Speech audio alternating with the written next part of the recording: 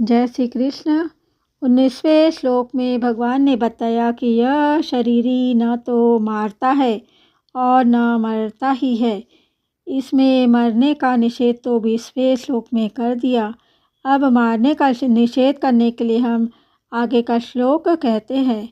वेदा विनाशिनम नित्यम य एनमजमव्ययम् कथम स पुरुषः पार्थ कम घातयति हन्ति कम। हे पृथानंदन, जो मनुष्य इस शरीरी को अविनाशी नित्य जन्म रहित अव्यय जानता है, वह कैसे किसको मारे और कैसे किसको मरवाए। व्याख्या विस्तार से देखेंगे। इस शरीर का कभी नाश नहीं होता, इसमें कभी कोई परिवर्तन नहीं होता, इसका कभी जन्म नहीं होता, इसमें कभी किसी प्रकार की कोई कमी नहीं आती। ऐसा जो ठीक अनुभव कर लेता है, वह पुरुष किसको मारे और कैसे किसको मरवाए, अर्थात दूसरों को मारने और मरवाने में उस पुरुष की प्रवृत्ति नहीं हो सकती। वह किसी क्रिया का न तो कर्ता बन सकता है और न ही कार्यता बन सकता है। यह भगवान ने शरीरी को अविनाशी नित्य अज और अव्यय कहकर उसमें 6 विकारों का निषेध किया है। जैसे अविनाशी कहकर मृत्यु रूप विकार का, नित्य कहकर अवस्थानंतर होना और वर्णारूप विकार का, अज कहकर जन्म होना और जन्म के बाद होने वाली सत्ता रूप विकार का, तथा अव्यय कहकर क्षय रूप विकार का निषेध किया गया है। शरीरी में किसी भी क्रिया से किंचित मात्र भी कोई विकार नहीं होता। अगर भगवान को न हन्यते हन्यमाने शरीरे और कम घातयति हन्ति कम, इन पदों में शरीरी के कर्ता और कर्म मरने का ही निषेध करना था, तो फिर यह करने न करने की बात न कहकर मारने की बात क्यों कही। इसका उत्तर है कि युद्ध का प्रसंग होने से यह कहना जरूरी है कि शरीरी में जो है वो युद्ध में मारने वाला नहीं बनता, क्योंकि इसमें कर्तापन नहीं है। जब शरीरी मारने वाला अर्थात कर्ता नहीं बन सकता, तब यह मरने वाला अर्थात क्रिया का विषय मतलब कर्म भी कैसे बन सकता है। तात्पर्य है कि यह शरीरी किसी भी क्रिया का कर्ता और कर्म नहीं बनता, अतः मरने मारने में शोक नहीं करना चाहिए। प्रत्युत शास्त्र की आज्ञा के अनुसार प्राप्त कर्तव्य कर्म का पालन करना चाहिए। इस श्लोक का परिशिष्ट भाव है, उत्पन्न होने वाली वस्तु तो स्वतः मिटती है, उसको मिटाना नहीं पड़ता, पर जो वस्तु उत्पन्न नहीं होती वह कभी मिटती ही नहीं। हमने 84 लाख शरीर धारण किए, पर कोई भी शरीर हमारे साथ नहीं रहा और हम किसी भी शरीर के साथ नहीं रहे, किंतु हम जो के तो अलग रहे। यह जानने की विवेक शक्ति उन शरीरों में नहीं थी, प्रत्युत इस मनुष्य शरीर में ही है। अगर हम इसको नहीं जानते तो भगवान के लिए विवेक का निरादर करते हैं। इसके पहले के श्लोकों में देही की निर्विकारता का जो वर्णन हुआ है, वह आगे के 22वें श्लोक में दृष्टांत रूप से हम वर्णन समझेंगे। वासांसी जीर्णानि यथा विहाय नवानि गृहाति नरोपराणि तथा शरीराणि विहाय जीर्णान्यानि न संयाति नवानि देहि। अर्थात मनुष्य जैसे पुराने कपड़ों को छोड़कर दूसरे नए कपड़े धारण कर लेता है, ऐसे ही देही पुराने शरीरों को छोड़कर दूसरे नित्य की नए शरीरों में चला जाता है। हम श्लोक की विस्तृत व्याख्या फिर से देखेंगे। इसी अध्याय के 13वें श्लोक में सूत्र रूप में कहा गया था कि देहांतर की प्राप्ति के विषय में धीर पुरुष शोक नहीं करते।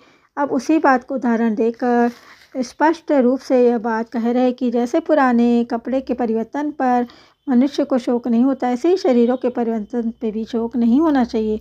कपड़े मनुष्य ही बदलते हैं, पशु पक्षी नहीं। अतः यह नए कपड़े बदलने के उदाहरण में नरह पद दिया है।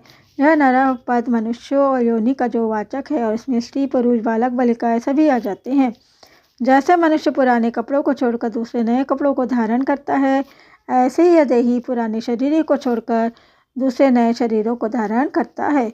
पुराना शरीर छोड़ने को मरना कह देते हैं और नया शरीर धारण करने को जन्मना कह देते हैं। जब तक प्रकृति के साथ संबंध रहता है, तब तक यह देही पुराने शरीरों को छोड़कर कर्मों के अनुसार या अंतकालीन चिंतन के अनुसार नए नए शरीरों को प्राप्त होता रहता है। यहाँ शरीराणी पद में बहुवचन देने का तात्पर्य है कि जब तक शरीरी को अपने वास्तविक स्वरूप का यथार्थ बोध नहीं होता, तब तक यह शरीर ही अनंत काल तक शरीर धारण करता ही रहता है।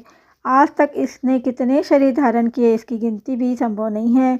इस बात को लक्ष्य में रखकर शरीराणी पद में बहुवचन का प्रयोग किया गया है तथा संपूर्ण जीवों का लक्ष्य कराने के लिए अदेही पद आया है। यहाँ श्लोक के पूर्वार्ध में जो जीर्ण कपड़ों की बात कही है, उत्तरार्ध में जीर्ण शरीरों की। जीर्ण कपड़ों का दृष्टांत शरीरों में लागू कैसे होगा?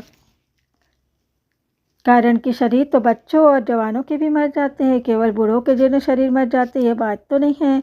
इसका उत्तर यह है कि शरीर तो आयु समाप्त होने पर मरता ही है और आयु समाप्त होना ही शरीर का जीर्ण होना है।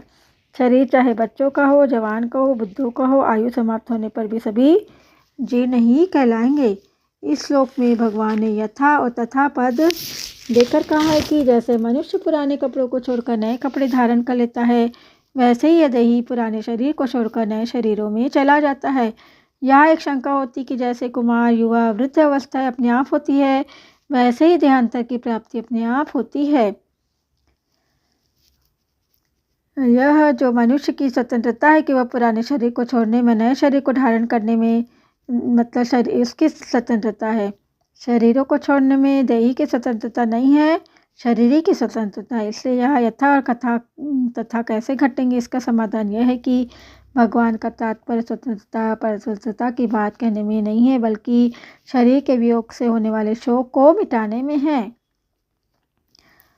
पुराने कपड़े छोड़ने में और नए कपड़े धारण करने में तो सुख होता है, पर पुराने शरीर को छोड़ने में और नए शरीर को धारण करने में दुख होता है। अतः यहाँ यथा तथा कैसे घटेंगे, इसका समाधान यह है कि शरीर के मरने का जो दुख होता है वह मरने से नहीं होता, प्रत्युत जीने की इच्छा से होता है। मैं जीता रहूँ ऐसे जीने की इच्छा भीतर में रहती है और मरना पड़ता है तब दुख होता है।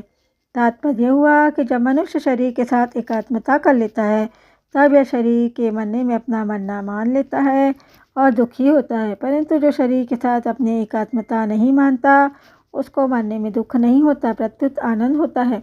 जैसे मनुष्य कपड़ों के साथ अपनी एकात्मता नहीं मानता तो कपड़ों को बदलने में उसको दुख नहीं होता, कारण कि वह उसका यह विवेक स्पष्ट रूप से जागृत रहता है कि कपड़े अलग और मैं अलग हूँ। परंतु वही कपड़ों का बदलना अगर छोटे बच्चों का किया जाए तो पुराने कपड़े उतारने में और नए कपड़े धारण करने में भी रोता है। उसका दुख केवल मूर्खता से, नासमझी से होता है। इस मूर्खता को मिटाने के लिए ही भगवान ने यथा और तथा पद देकर कपड़ों का दृष्टांत दिया है। यहाँ भगवान ने कपड़ा धारण करने में तो गृह्णाति क्रिया दी, पर शरीरों के धारण करने में संयाति क्रिया दी। ऐसा क्रियाभेद भगवान ने क्यों किया? लौकिक दृष्टि से बेसमझी के कारण ऐसा दिखता है कि मनुष्य अपनी जगह रहता हुआ ही कपड़ों को धारण करता है और देहांतर की प्राप्ति में देही को उन देही में जाना पड़ता है। इस लौकिक दृष्टि को लेकर ही भगवान ने क्रियाभेद किया है।